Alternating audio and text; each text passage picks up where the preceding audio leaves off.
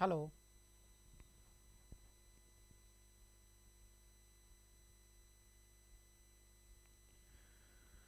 हो।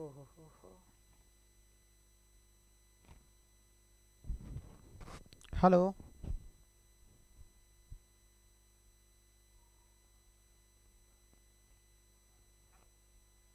आवाज़ जा रहा है दोस्त? बताइएगा। आवाज़ वाज क्लियर है ना? चेक करके बताओ।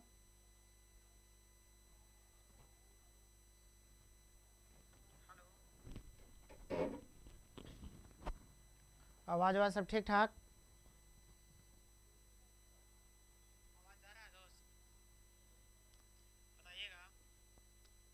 सुनाई पड़ रहा है ना? चलिए, आवाज़ ठीक है तो आगे बढ़ें।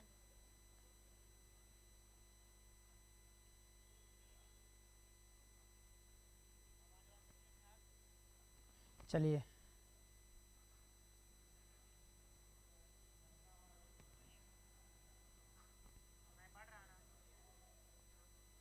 आइए सर, ठीक है, आवाज़ क्लियर है। जहाँ तक हम लोग पढ़ा के कल छोड़े थे सर, उसके आगे से आज कारवां शुरू करते हैं। चलिए, क्या है नहीं है, ध्यान से हम लोग सुनते हैं। देखो क्या है। ला ला ला ला ला ला। हाँ। जी सर।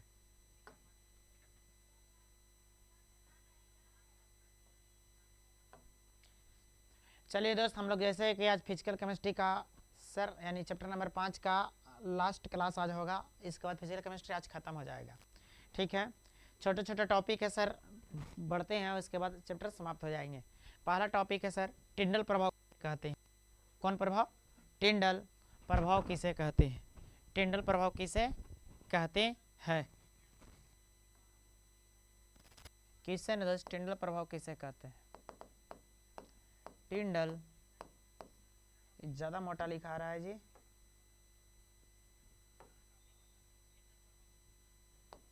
टिंडल प्रभाव किसे कहते हैं?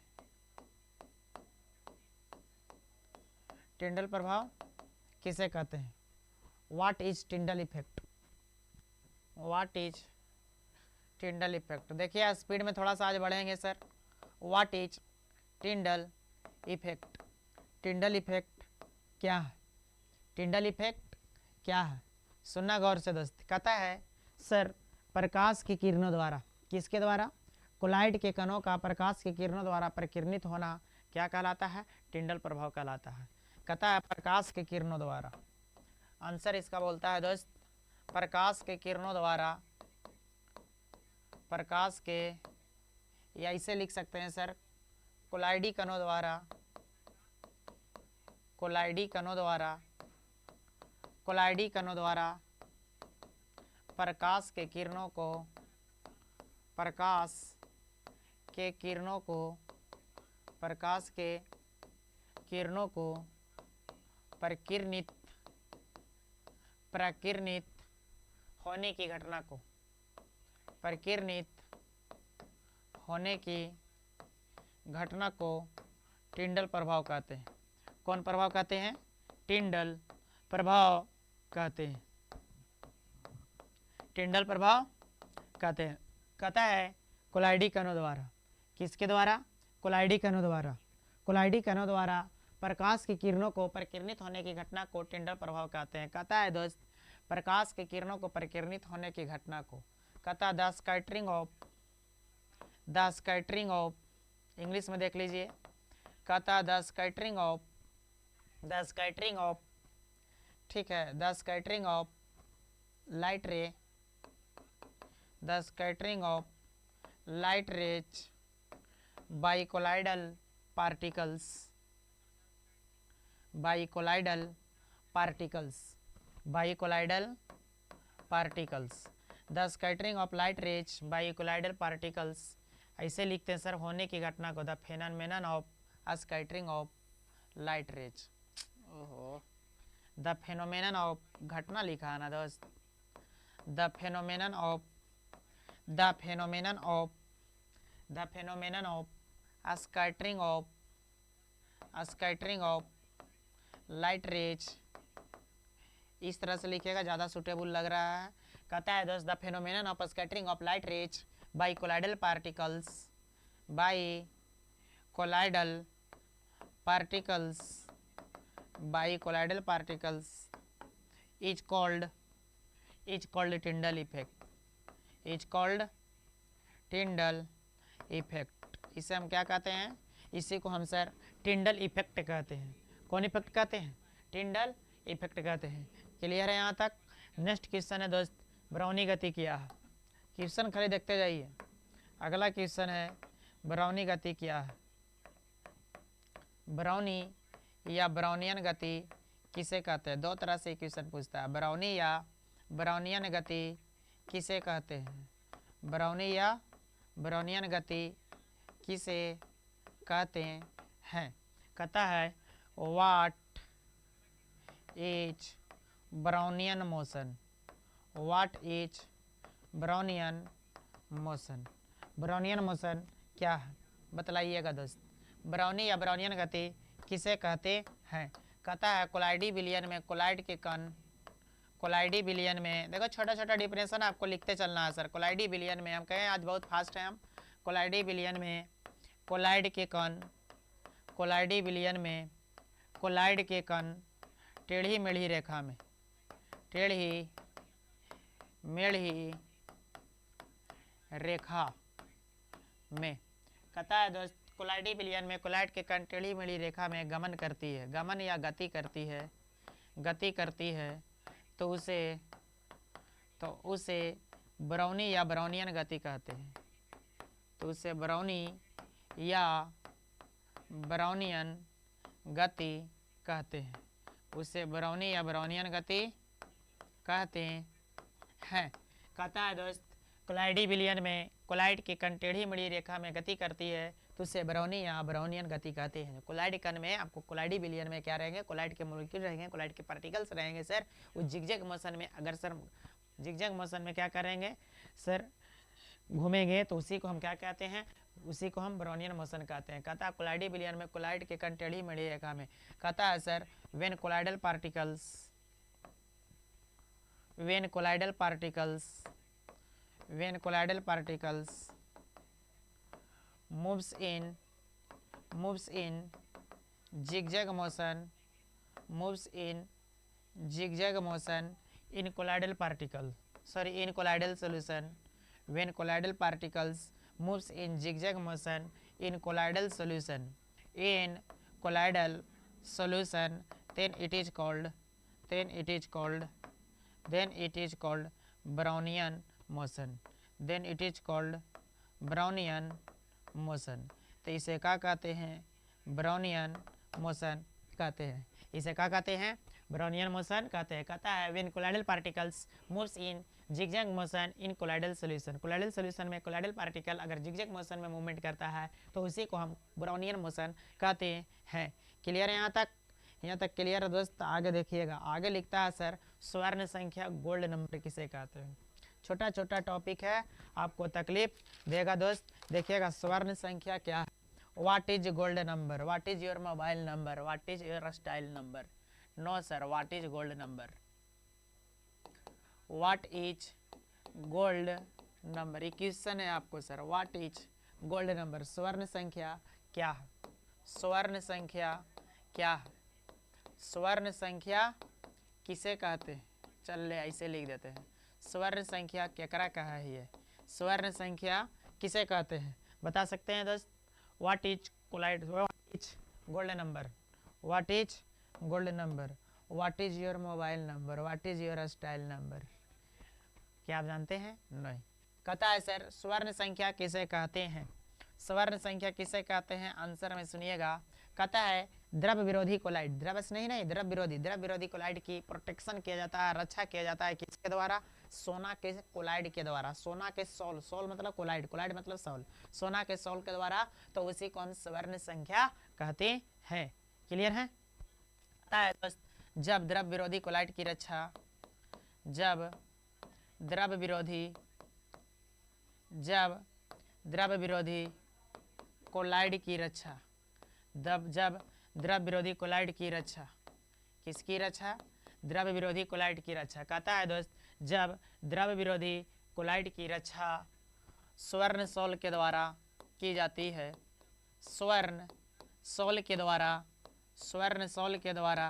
की जाती है, जब द्रव विरोधी कोलाइड की रक्षा स्वर्ण सोल के द्वारा की जाती है, छोटा छोटा डिफिनेशन है, 2-2 मार्क्स से पूछता है, तो उसे स्वर्ण संख्या कहते हैं। तो उसे क्या कहते हैं? स्वर्ण संख्या कहते हैं। कौन संख्या कहते हैं? तो उसे स्वर्ण संख्या कहते हैं। याद रहेगा दोस्त। कहता है कि जब द्रव विरोधी कोलाइड की रक्षा स्वर्ण सोल के द्वारा करते हैं तो उसे हम क्या कहते हैं? तो उसे हम स्वर्ण संख्या कहते हैं। कहता है दोस्त when protection of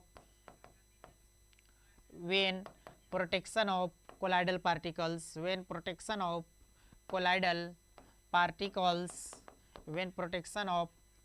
particles नहीं लिखना उचित होगा। when protection of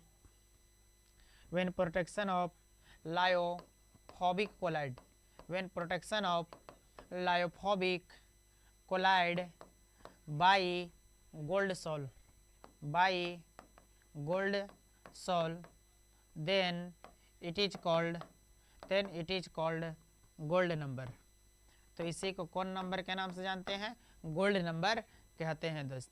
कहता है जब लायोफोबिक कोलाइड का प्रोटेक्शन गोल्ड सोल के द्वारा करते हैं तो इसी को गोल्ड नंबर कहते हैं।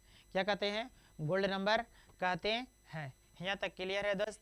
क्लियर है तो आगे देखिएगा। आगे लिखता है दोस्त उत्प्रेरक क्या? What is catalysis?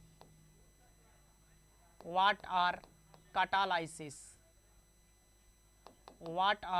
कैटालाइसिस? बताओ। कैटालाइसिस के कभी कभी कैटलिस्ट भी लिख देगा। क्या लिख देगा दोस्त?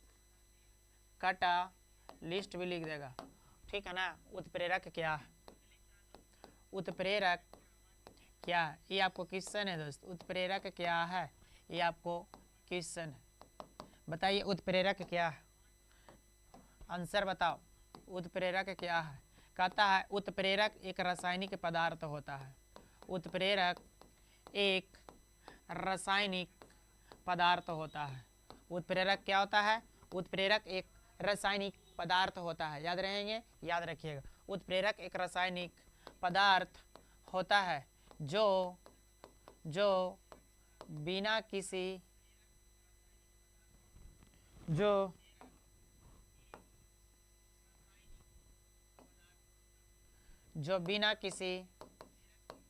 उत्प्रेरक एक रासायनिक पदार्थ होता है जो बिना किसी रासायनिक परिवर्तन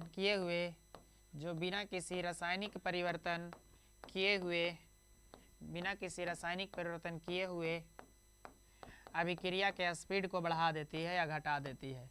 अभिक्रिया के वेग को, जो बिना किसी रासायनिक परिवर्तन किए हुए अभिक्रिया के वेग को बढ़ा या घटा देती है। बढ़ा या घटा देती है उसे उत्प्रेरक कहते हैं। उसे उत्प्रेरक कहते हैं तथा इस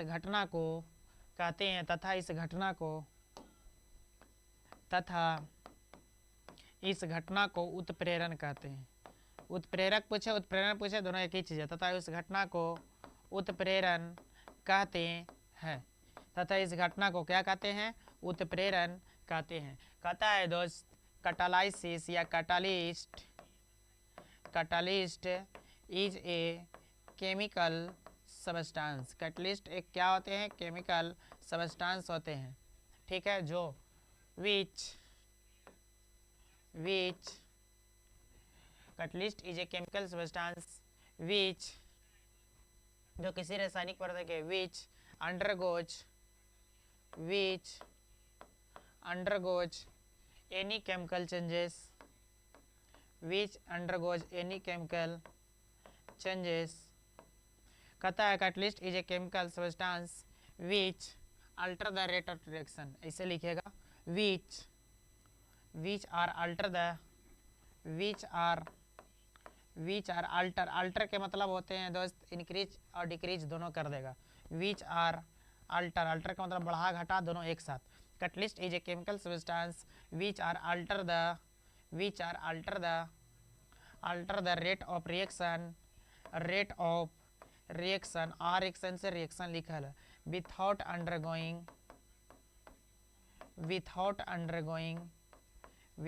undergoing any chemical changes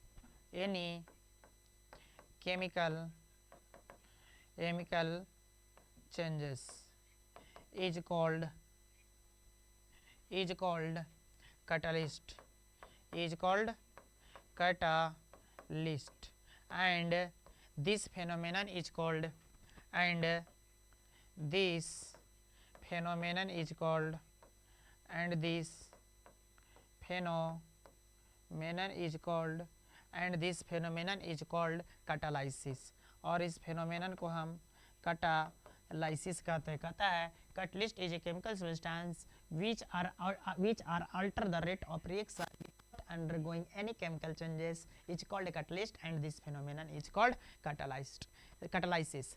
कहता उत्प्रेरक एक रासायनिक पदार्थ होता है जो बिना किसी रासायनिक परिवर्तन किए हुए अभिक्रिया के वेग को बढ़ा देगा या तो घटा देगा, उसे उत्प्रेरक कहेंगे और इस घटना को उत्प्रेरण कहते हैं। और इस घटना को क्या कहते हैं? उत्प्रेरण कहते हैं। बहुत ही मस्त जबरदस्त झकास क्वेश्चन था दोस्त ये वाला चीज जो गया अभी। उत्प्रेरक किसे कहते हैं? उत्प्रेरक आपको दो प्रकार के होता है दोस्त, क्वेश्चन देखिएगा। उत्प्रेरक दो प्रकार के होते हैं, इसके नीचे से उत्प्रेरक दो प्रकार के होता है। उत्प्रेरक दो प्रकार के होता है। उत्प्रेरक दो प्रकार के होता है। There are two types of catalyst. There are two types of catalysis. catalysis आपको दो प्रकार के होते हैं। catalysis कितने प्रकार के होते हैं? दो प्रकार के होते हैं। पहला होते हैं समांगी उत्प्रेरण और दूसरा होते हैं विसमांगी। समांगी को कहीं कहीं समांग भी लिखल रहता है, ठीक है। पहला होता है दोस्त समांगी उत्प्रेरण और दूसरा होते हैं विसमांगी उत्प्रेरण। दूसरा क्या होते हैं? विसमांगी उत्प्रेरण, ठीक है। पहला को बोलते हैं होमोजेनियस कैटलिस्ट और दूसरा के हेट्रोजेनियस कैटलिस्ट। पहला को बोलते हैं होमोजेनियस कैटालाइसिस या कैटलिस्ट, कुछ भी लिखिए, होमोजेनियस कैटालाइसिस। और दूसरा को कहते हैं sir heterogeneous catalysis. Heterogeneous catalysis, heterogeneous catalysis, homogeneous catalysis और हेट्रोजीनियस कैटालाइसिस। कितने प्रकार के होते हैं उत्प्रेरक सर? उत्प्रेरक आपको दो प्रकार के होता है। पहला होमोजीनियस कैटालाइसिस, दूसरा हेट्रोजीनियस कैटालाइसिस। होमोजीनियस कैटालाइसिस को हम सर समांगी उत्प्रेरक कहते हैं और हेट्रोजीनियस कैटालाइसिस को विसमांगी उत्प्रेरक कहते हैं। तो समांगी उत्प्रेरक किसे कहेंगे, विसमांगी उत्प्रेरक किसे कहेंगे? गौर से और ध्यान से हम लोग को सुनना समझना है। समांगी उत्प्रेरक किसे कहते हैं? क्वेश्चन है समांगी उत्प्रेरक क्या है। क्वेश्चन है कि सर समांगी उत्प्रेरक क्या है? समांगी उत्प्रेरण क्या है? सुनिएगा समांगी उत्प्रेरण के बारे में। कहता है दोस्त कि वैसा उत्प्रेरक, ठीक है ना, कि सर वैसा उत्प्रेरक जिसमें वैसा उत्प्रेरक, ठीक है, वैसा उत्प्रेरक सर उस वैसा उत्प्रेरक या सर वैसा अभिक्रिया जिसमें, इसे लिखो ज़्यादा बेटर रहेगा, वैसा अभिक्रिया जिसमें वैसा रासायनिक अभिक्रिया, वैसा रासायनिक अभिक्रिया जिसमें वैसा रासायनिक अभिक्रिया जिसमें वैसा रासायनिक अभिक्रिया जिसमें वैसा रासायनिक अभिक्रिया जिसमें अभिकारक उत्पाद, अभिकारक उत्पाद समझते हैं ना, रिएक्टेंट प्रोडक्ट, यह कहता है सर वैसा रासायनिक अभिक्रिया जिसमें वैसा रासायनिक अभिक्रिया जिसमें अभिकारक उत्पाद, जिसमें अभिकारक उत्पाद तथा उत्प्रेरक की अवस्था समान होती है। अभिकारक उत्पाद तथा उत्प्रेरक की अवस्था समान होती है। की अवस्था क्या होती है? समान, यानी एक जैसा होती है, समान होती है। उसे समांगी उत्प्रेरक कहते हैं। उसे समांगी उत्प्रेरण कहते हैं। कौन उत्प्रेरण कहते हैं दोस्त? समांगी उत्प्रेरण कहते हैं। इसका एग्जाम्पल भी हम देंगे सर। उसे कौन उत्प्रेरण कहते हैं? समांगी उत्प्रेरण कहते हैं। कहता है वैसा रासायनिक अभिकारक जिसमें वैसा रासायनिक अभिक्रिया जिसमें अभिकारक उत्पाद तथा उत्प्रेरक की अवस्था समान होती है तो उसे हम समांगी उत्प्रेरण कहते हैं। क्लियर है दोस्त। अब सुनिएगा यहाँ से क्या होते हैं, इसका इंग्लिश में देख लीजिएगा। Homogeneous catalysis. कौन कैटालाइसिस?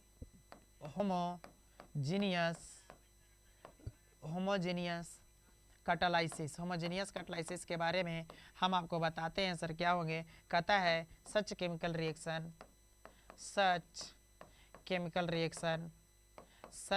रिएक्शन इन विच, यानी जिसमें such chemical reaction in which have, yes sir, in which reactant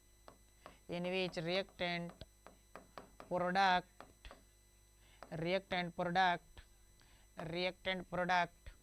and catalyst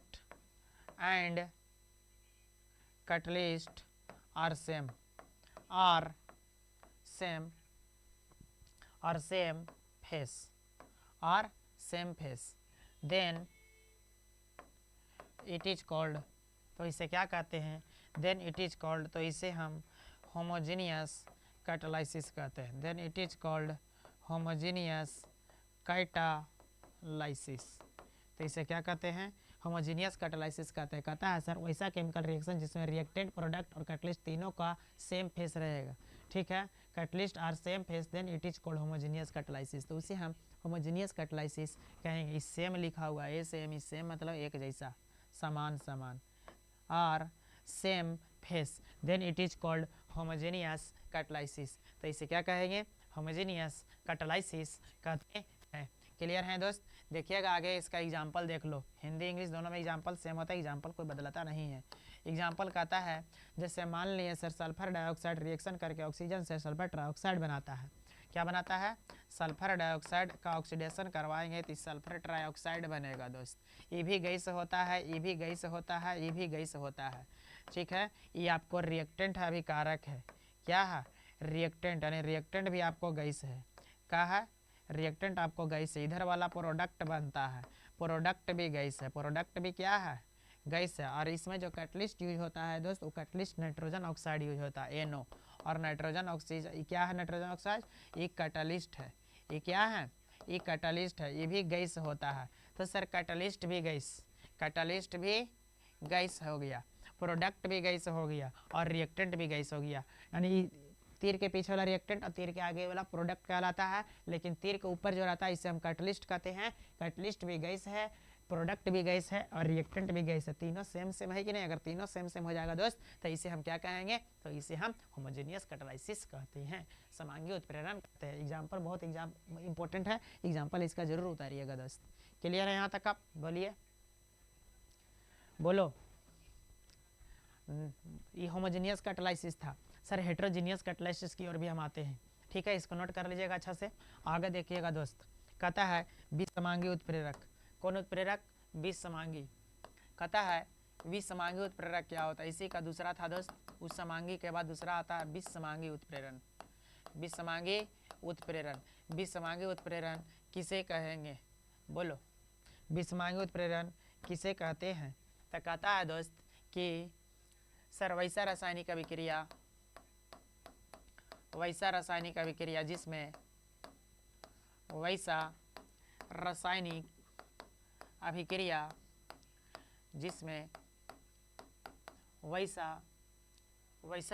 अभिक्रिया जिसमें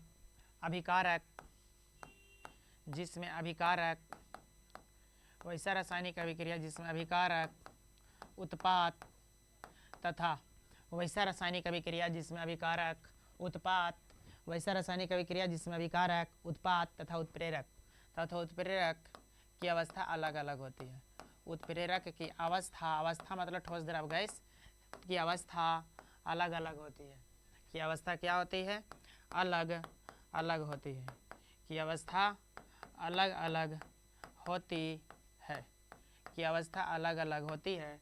तो उसे क्या कहेंगे? विसमांगी उत्प्रेरक कहेंगे। तो उसे क्या कहते हैं? तो उसे विसमांगी उत्प्रेरक कहते हैं। उत्प्रेरक बोलो चाहे उत्प्रेरण बोलो, दोनों एक ही चीज़ है। विसमांगी उत्प्रेरक या उत्प्रेरण ही लिख दीजिए, दोनों सही है दोस्त। कहते है, उत्प्रेरण कहते हैं। कहता है दोस्त इसको इंग्लिश में कहते हैं सर हेट्रोजीनियस कैटालिसिस। क्या कहते हैं? हेट्रोजीनियस, वो होमोजीनियस था, ये हेट्रोजीनियस है, हेट्रोजीनियस कैटालिसिस। अब सुनिएगा हेट्रोजीनियस कैटालिसिस क्या है। हेट्रोजीनियस कैटालिसिस में क्या है सर, गौर से सुनिएगा तो पता चलेगा। कहता है कि sir such chemical reaction, such chemical reaction in which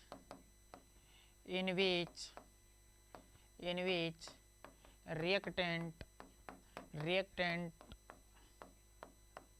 product and catalyst have different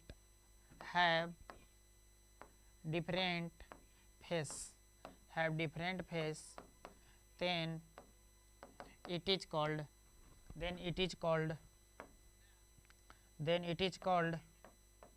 heterogeneous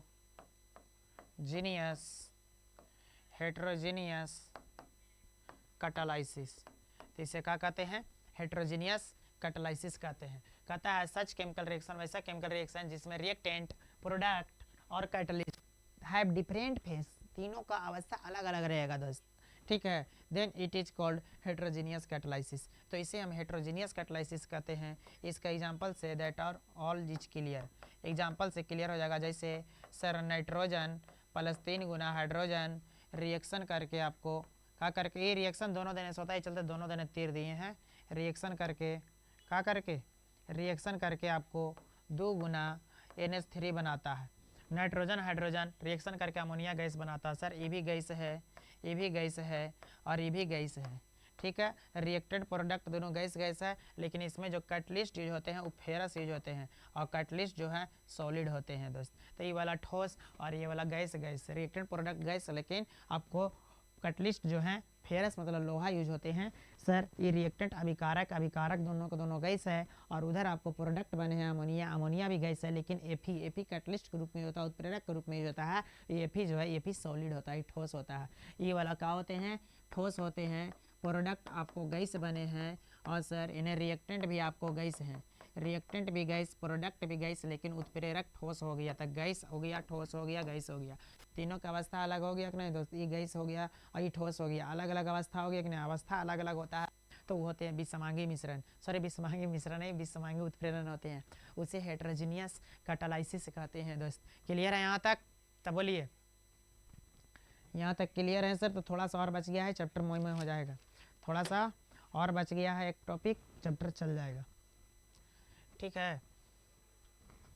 आगे बोलता है सुनिएगा, हो ला ला ला ला ला, कहता है देखिएगा, कर ले प्यार कर ले रे, ए सलोनी प्यार कर ले रे, क्या चीज है तू, क्या लगती है, क्या अदा है ये, क्या मस्ती है, अदाओं में ही रहना तुम, ख्यालों में ही रहना तुम।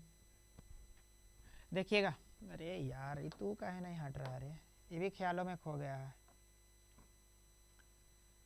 लाल चुनरिया वाली पे दिल आया रे। देखिएगा किशन, अरे बीच बीच में प्रचार आते रहता है। किशन क्या कहता है दोस्त कि सर उत्प्रेरक वर्धक किसे कहते हैं? आई रे दादा ये का पूछ दिस, उत्प्रेरक वर्धक क्या है? उत्प्रेरक वर्धक किसे कहते हैं बताओ? ले आग लदू नंबर में, हमको तो मास्टर ही नहीं पढ़ाया था, फिर ये पूछ कहाँ से दिया है? मोय मोय मजा आवेगा। उत्प्रेरक वर्धक बताइए क्या है? कहता है sir what is catalyst promoter, what is catalyst promoter, या कैटालाइसिस प्रमोटर भी दे देगा, जब बिहार बोर्ड पागल है कुछ पूछ देगा। What is catalyst promoter, catalyst promoter किसे कहते हैं? कहता है दोस्त कि उत्प्रेरक वर्धक, ठीक है, उत्प्रेरक वर्धक एक प्रकार के रासायनिक पदार्थ होता है, लेकिन उत्प्रेरक नहीं होता, ठीक। उत्प्रेरक वर्धक क्या होते हैं? कहता है वैसा पदार्थ जो स्वयं उत्प्रेरक नहीं होता है, लेकिन उत्प्रेरक की क्षमता को, मतलब उत्प्रेरक रिएक्शन करने की क्षमता को इंक्रीज कर देता है, बढ़ा देता है, उसी को उत्प्रेरक वर्धक कहते हैं। अपने कुछ नहीं रहेगा लेकिन दूसरा का पावर बढ़ा देगा। जैसे जीरो का कोई वैल्यू है जी, नहीं नहीं है, जीरो का कोई वैल्यू है नहीं है, लेकिन जीरो अगर ये एक है, एक का वैल्यू है, जीरो का कोई वैल्यू है नहीं, लेकिन ई जीरो अगर एक के बगल में आ जाए तो इसका वैल्यू बढ़ा दिया कि नहीं हो गया। बस यही होता है कौन, उत्प्रेरक वर्धक। अपने कुछ नहीं रहेगा, लेकिन जकरा साथ सटेगा ओकर वैल्यू बढ़ा देगा, याद रखना। ठीक है, तो कहता है उत्प्रेरक वर्धक क्या है, उत्प्रेरक वर्धक स्वयं उत्प्रेरक नहीं होता। लिखिएगा सर ऐसे, वैसा पदार्थ जो स्वयं उत्प्रेरक नहीं होता है, जो स्वयं उत्प्रेरक नहीं होता है। कहता है दोस्त कि वैसा पदार्थ जो स्वयं उत्प्रेरक नहीं होता है, लेकिन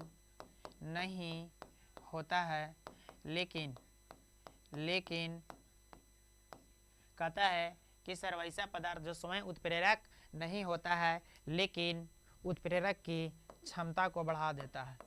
उत्प्रेरक की क्षमता को क्या करता है, उत्प्रेरक की सक्रियता को या क्षमता को बढ़ा देता है। उत्प्रेरक की क्षमता लिखो, ज़्यादा बेटर रहेगा था हमको। उत्प्रेरक की क्षमता को क्या करता है, बढ़ा देता है, उसे उत्प्रेरक वर्धक कहते हैं। उसे एग्जाम्पल देंगे समझ में आ जाएगा। उसे उत्प्रेरक वर्धक कहते हैं। उसे क्या कहते हैं दोस्त, उत्प्रेरक वर्धक कहते हैं। वैसा पदार्थ जो स्वयं उत्प्रेरक नहीं होता है, लेकिन उत्प्रेरक की क्षमता को बढ़ा देता है, उसे उत्प्रेरक वर्धक कहते हैं। क्या कहते हैं, उसे उत्प्रेरक वर्धक कहते हैं। क्लियर है यहाँ तक, आप बोलिए सेटिस्फाई हैं। कहता है सर वैसा पदार्थ जो स्वयं उत्प्रेरक नहीं होता है, कहता है सच substance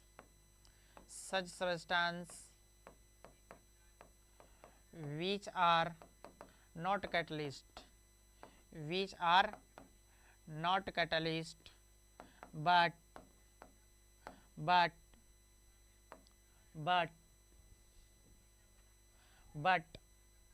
it increase the capacity of catalyst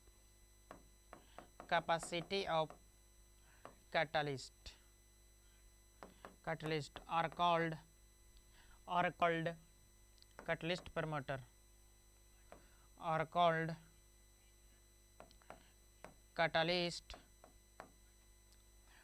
promoter। उसे हम क्या कहते हैं, कैटलिस्ट प्रोमोटर कहते हैं। उसे क्या कहते हैं, कैटलिस्ट प्रोमोटर। जैसे एग्जांपल हम देते हैं, एग्जांपल से क्लियर हो जाएगा दोस्त। सुनिएगा मेरा एग्जांपल क्या है।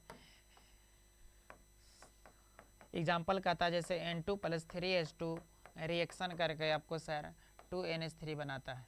रिएक्शन करके क्या बनाता है, रिएक्शन करके 2NH3 बनाता है। तो सर इसमें कैटलिस्ट फेरस यूज होते हैं। क्या यूज होते हैं, फेरस। लेकिन मोलिब्डेनम जो है इसमें प्रोमोटर होता है। मोलिब्डेनम क्या है यहाँ पर सर Fe जो है, Fe जो है ये कैटलिस्ट के काम करते हैं। किसका काम करते हैं, कैटलिस्ट यानी उत्प्रेरक के काम करेगा। ठीक है, उत्प्रेरक देने के बाद भी रिएक्शन नहीं होता है, तब इसको मोलिब्डेनम दिया जाता है। एमओ को मोलिब्डेनम कहते हैं, मोलिब्डेनम कहते हैं सर। ठीक है, ये क्या होते हैं सर, उत्प्रेरक वर्धक होते हैं, यानी वर्धक होते हैं। सीधा सीधे लिखिए, क्या होते हैं, ये प्रमोटर के काम करते हैं। ठीक है ना, ये क्या हो गया, यहाँ पर वर्धक हो गया। क्लियर है यहाँ पर। तो इसमें सर इस रिएक्शन में वर्धक के काम कौन किया, मोलिब्डेनम। जब एगो रहेगा तीर के ऊपर तो इसको हम कैटलिस्ट बोलते हैं, और एगो ऊपर एगो नीचे, दूगो रहेगा दोस्त, एगो वर्धक के काम करता है, एगो प्रमोटर के काम करता है। क्लियर है, बोलिए यहाँ तक। एक टॉपिक और बच गया, चलिए सर वो भी खींच देते हैं। आगे देखिएगा, कहता पायस क्या है, पायस किसे कहते हैं, कितने प्रकार के होते हैं, प्रत्येक प्रकार पायस का एक एक उदाहरण है। 5 नंबर में पूछ लेता 2022 में दोस्त। ठीक है, पायस किसे कहते हैं, क्वेश्चन क्या था सुनिएगा। क्वेश्चन था कि सर पायस किसे कहते हैं, पायस किसे कहते हैं, तथा ये कितने प्रकार के होते हैं, तथा ये कितने प्रकार के होते हैं। जैसे लिख रहे हैं हम डिटो था, इसी क्वेश्चन था। ठीक है, पायस किसे कहते हैं तथा ये कितने प्रकार के होते हैं। प्रत्येक प्रकार के पायस का एक एक उदाहरण दे, प्रत्येक प्रकार के पायस के, प्रत्येक प्रकार के पायस के एक एक उदाहरण दे, एक एक उदाहरण दे। एकदम सेम क्वेश्चन था दोस्त। ठीक है, 5 नंबर का क्वेश्चन था, पायस किसे कहते हैं। ठीक है ना, ये कितने प्रकार के होते हैं, प्रत्येक प्रकार के पायस के एक उदाहरण दे पूछेगा दोस्त। What is emulsion? What is emulsion and how many types of emulsion? How many types of emulsion? What is emulsion and how many types of emulsion? ठीक है, give the example of give the example ऐसे लिखिएगा, give the one example of each types of each लिखा है EACH each types of emulsion। ये आपको 5 number का प्रश्न है दोस्त। इमल्सन किसे कहते हैं, ये कितने प्रकार के होते हैं, प्रत्येक प्रकार के इमल्सन के क्या करिए, प्रत्येक प्रकार के इमल्सन के सर आप एक एक उदाहरण दीजिए। क्या करिए, एक एक उदाहरण दीजिएगा। सुनिएगा दोस्त, पायस किसे कहते हैं, पायल नहीं, पायस लिखा है, पायस, पायल याद कर रहा है। कहता है दोस्त पायस किसे कहते हैं, पायस किसे कहते हैं। कोई मैसेज किया है का जी, नहीं, नथिंग, कोई मैसेज नहीं है।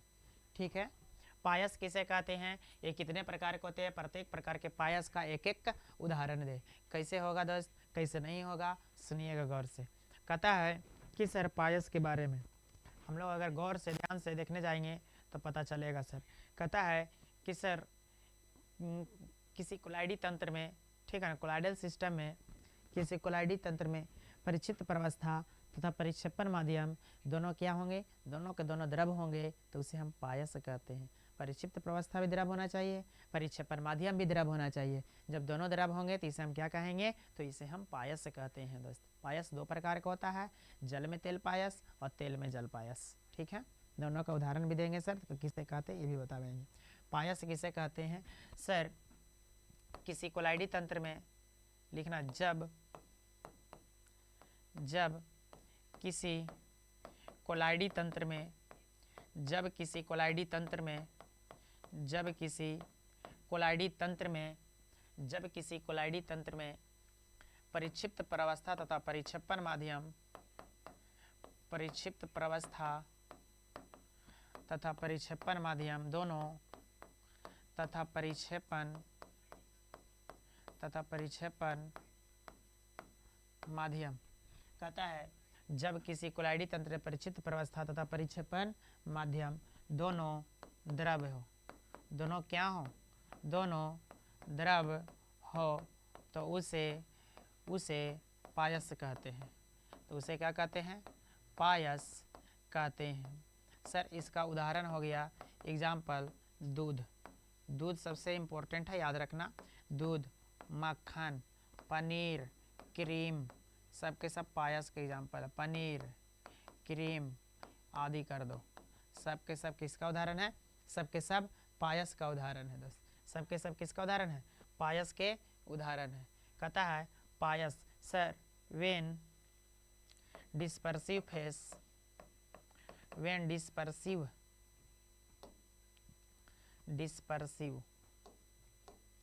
when dispersive phase and dispersion medium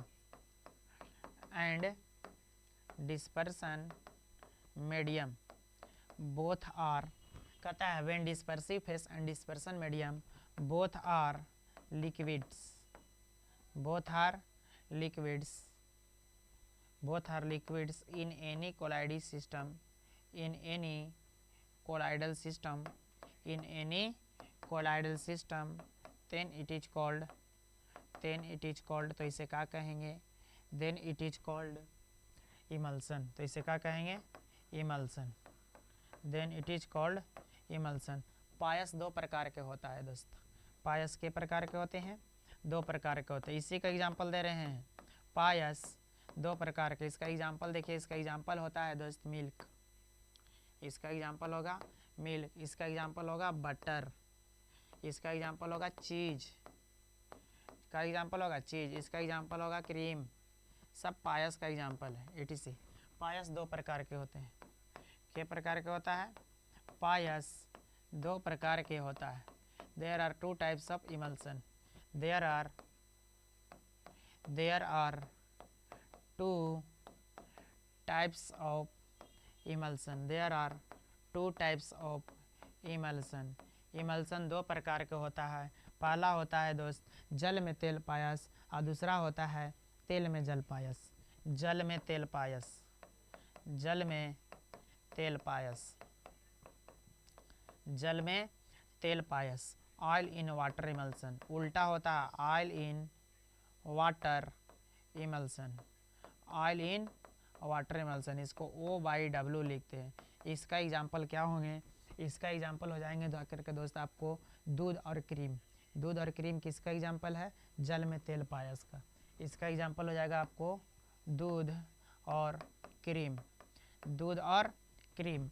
और दूसरा होता है तेल में जल पायस, तेल में जल पायस, तेल में जल पायस। WO शॉर्ट में इसको लिखते हैं water in oil emulsion. Water in oil emulsion, ठीक है। इसका एग्जाम्पल हो जाएगा मक्खन, पनीर, ठीक है। इसका एग्जाम्पल हो जाएगा आदि आदि कर लेना, आदि आदि इंग्लिश में ना लिख लेगा जी। इसको बोलेंगे मिल्क और इसको बोलेंगे क्रीम, ETC। इसको बोलेंगे बटर और इसको बोलेंगे चीज, CHEES चीज, ठीक है। क्लियर है? ये सब आपको क्या है सर? ये आपको थे पायस। एक और क्वेश्चन बचा है, पाइसी कारक किसे कहते हैं? पाइसी कारक वह पदार्थ है जो सर कोलाइड में क्या करता है? कोलाइडी का स्थायित्व को बढ़ा देता है। किसके स्थायित्व को बढ़ा देगा? कोलाइड के स्थायित्व को। पाइसी कारक वह पदार्थ है जो जल या तेल में पायस के स्थायित्व को बढ़ा देता है, उसे हम क्या कहते हैं? पाइसी कारक कहते हैं। सुन लीजिएगा आगे। क्लियर है यहाँ तक आपको? चलिए देखिए आगे कहता है दोस्त पाइसी कारक क्या किसे कहते हैं? सब छोटा छोटा डिफिनेशन जो आपको से पूछता है दोस्त, ठीक है। लास्ट टॉपिक है पाइसी कारक किसे कहते हैं? पाइसी कारक किसे कहते हैं? किसे कहते हैं? What is emulsification? What is emulsification? What is emulsification? बताइएगा इमल्सिफिकेशन क्या होते हैं, ठीक है ना। कहता है दोस्त सुनिएगा इमल्सिफिकेशन के बारे में कि सर पाइसी कारक एक पदार्थ है। पाइसी कारक एक पदार्थ होता है। पाइसी कारक क्या होता है? एक पदार्थ होता है। पाइसी कारक एक पदार्थ होता है जो, पाइसी कारक एक पदार्थ होता है जो जल या तेल में, जो जल या तेल में, जो जल या तेल में पायस के स्थायित्व को बढ़ा देता है। पायस के स्थायित्व को, पायस के स्थायित्व को क्या करता है? बढ़ा देता है, बढ़ा देता है। उसे पायस कहते हैं। उसे क्या कहते हैं? सॉरी पाइसी कारक कहते हैं। उसे पाइसी कारक कहिए। उसे क्या कहिए? पाइसी कारक कहिए। एकर एग्जाम्पल देखबी, सुनबी, सुनबा तो एकर एग्जाम्पल हो तो साबुन, एकर एग्जाम्पल हो तो डिटर्जेंट, इसका एग्जाम्पल हो जाएगा गोंद। ये सब पाइसी कारक का एग्जाम्पल है। साबुन, डिटर्जेंट, साबुन, डिटर्जेंट, गोंद, ठीक है। ये सब पायस का एग्जाम्पल है। एटसेट्रा कर देना ETC। कहता है दोस्त पाइसी कारक के बारे में सुनिए। Emulsification is a substance. Emulsification is a substance. Emulsification is a substance. Emulsification एक substance होता है which, emulsification is a substance which increase the, which increase the, which increase the stability of, stability of emulsion, of emulsion in water or oil is called पाइसिकारक is called emulsification, is called emulsification. इसका example देख लीजिएगा दोस्त, इसका example हो जाएगा shop, इसका example हो जाएगा डिटर्जेंट, इसका एग्जाम्पल हो जाएगा डिटर्जेंट, इसका एग्जाम्पल हो जाएगा गम, इटिस एट्सेट्रा। ये चैप्टर होते हैं यहाँ पर द एंड। फिजिकल केमिस्ट्री आपको 5 लेसन ख़त्म हो गया सर, ठीक है। कल से आपको हो सके तो सर आपको क्या पढ़ाएंगे, हो सके तो कल आपको कल छोटा छोटा चैप्टर टाल देंगे पहले, ठीक है ना। उसके बाद हम आपको ऑर्गेनिक में और हो सके सर तो फिर छठा सातवां लेसन ये सब आपको चलेंगे, ठीक है ना। याद रखिएगा, ये सब याद रहेंगे। चलिए ठीक है, इसी के साथ सर हम समाप्त करते हैं आज का क्लास। मिलते हैं कल नए वीडियो के साथ, नए चैप्टर के साथ, ठीक है। फिलहाल इतना पढ़ते रहिए, मस्त रहिए, ज़बरदस्त रहिए, जिंदाबाद रहिए, गुड नाइट, ठीक है ना। मिलते हैं आपको से अगले वीडियो में। फिलहाल पढ़ते रहिए दोस्त, ठीक है, बाय।